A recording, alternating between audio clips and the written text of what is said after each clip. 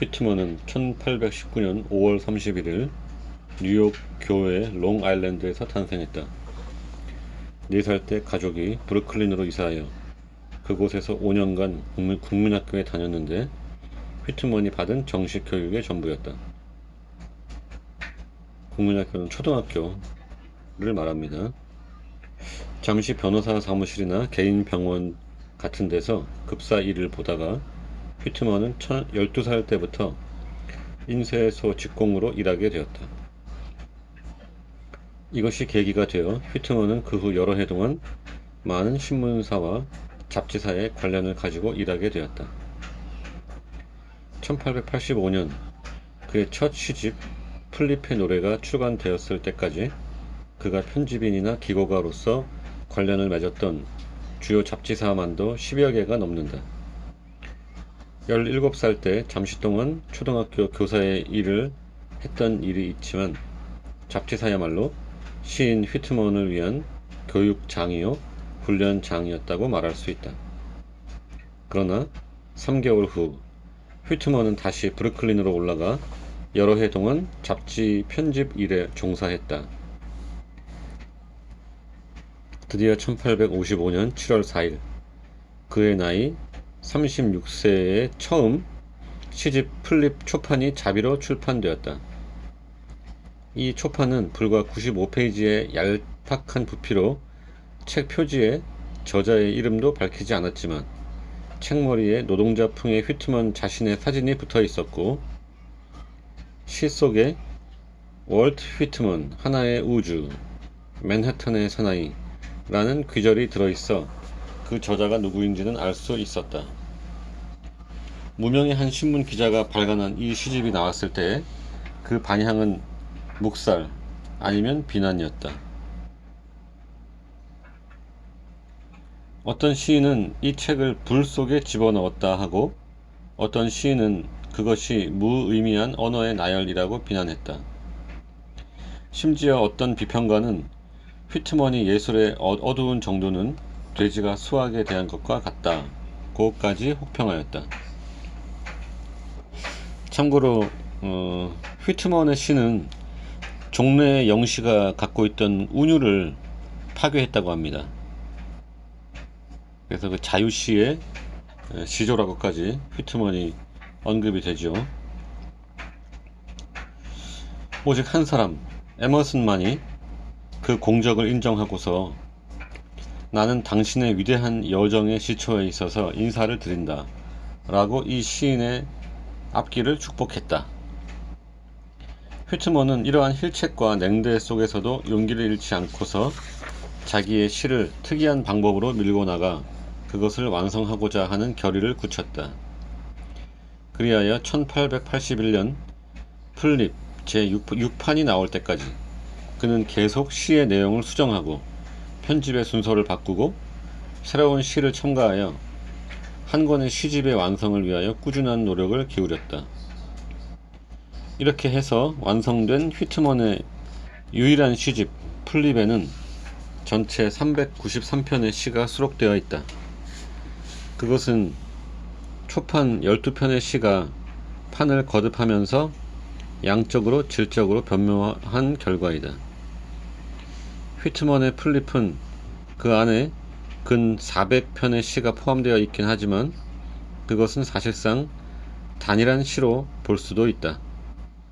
하나의 나무가 자라듯이 혹은 하나의 숲이 완성되듯이 근 30년간에 걸쳐 플립이라는 하나의 거대한 시가 완성된 것이다. 다른 시인들이 평생에 걸쳐 쓴 잡다한 시를 집합하여 소위 시집 혹은 시전집이라고 내는 경우와는 달리 휘트먼의 플립은 그 주제가 비교적 단일적인 성격을 띠고 있다. 이 시집 속에 들어있는 4편의 링컨 대통령 추모의 시 같이 약간 주제를 달리하는 시가 들어있긴 하지만 플립이란 큰 주제로 보았을 때에는 그 어느 시편이나 사실상 동일한 주제의 변주곡에 불과하다. 그러면 플립의 포괄적인 주제는 무엇인가? 휘트먼은 주장하기를 이것은 책이 아니다. 이 책에 손을 대는 사람은 인간을 만지게 된다. 라고 하였다. 바로 이 말에 그의 전반적인 작품 의도가 나타나 있다고 볼 수 있다. 휘트먼은 플립 속에서 결국 인간을 노래하고 있는 것이다. 휘트먼은 일생 동안 정식 결혼을 하지 않았지만 그의 주위에는 언제나 그의 시와 인품에 매료되었던 사람들이 많이 있었다. 1883년에는 리처드 버그의 휘트먼 전기가 출판되었다. 휘트먼은 1892년 3월 26일 사망하여 캠덴 하레이에 묻혔다.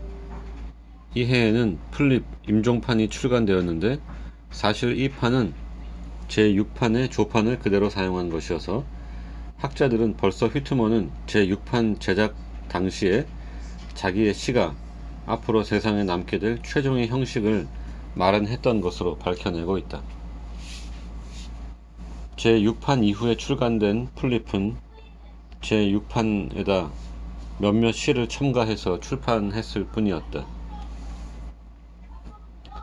휘트먼은 만년에 여러가지 사회적인 활동도 계속했는데 1879년에 시작한 링컨 대통령 기념연설은 13년에 걸쳐 매년 한 번씩 기념연설을 하기도 했다.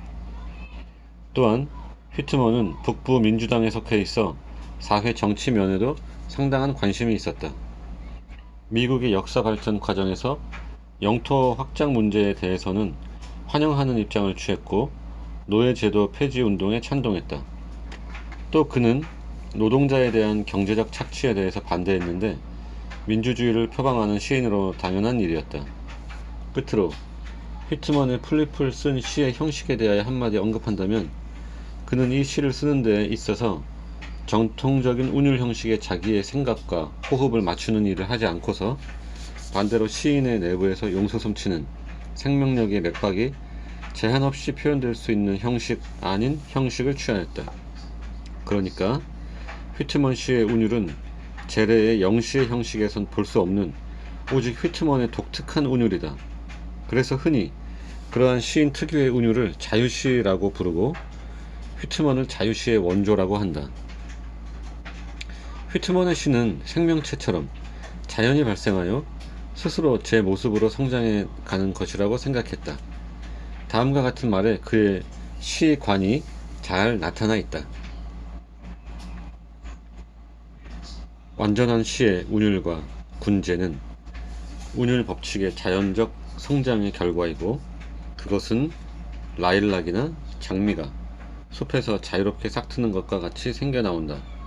그리고 밤이나 오렌지나 멜론이나 배처럼 알뜰한 형체를 취하고 미묘한 향기를 그 형체에 가한다.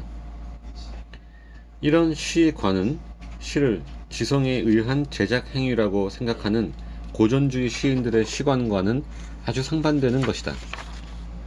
그러나 휘트먼의 경우 그의 힘차게 터져나오는 생명력의 기쁨에 싸늘한 지성의 통제가 가해졌던들 그의 시는 살 수 없었을 것이 분명하다. 그의 시의 세련미 없는 야성적 스타일, 오만가지 잡다한 생활상의 묘사, 속어와 비어 등 일상 용어의 대담한 사용, 그리고 되풀이 나열하면서도 권태를 모르고 전진하는 대행진과 같은 리듬, 그런 속에서 그의 시는 나무처럼 가시를 뻗고 뿌리를 내리고 있는 것이다. 자, 이상은 1981년에 출간된 세계의 영원한 명시집 휘트먼 편의 휘트먼의 명시에 대해서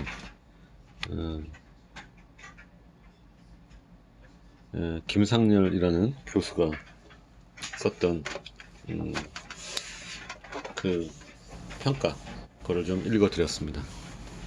자, 휘트먼에 대해서 미국의 휘트먼이라는 그 대시인에 대한 이해가 깊어지기를 바랍니다.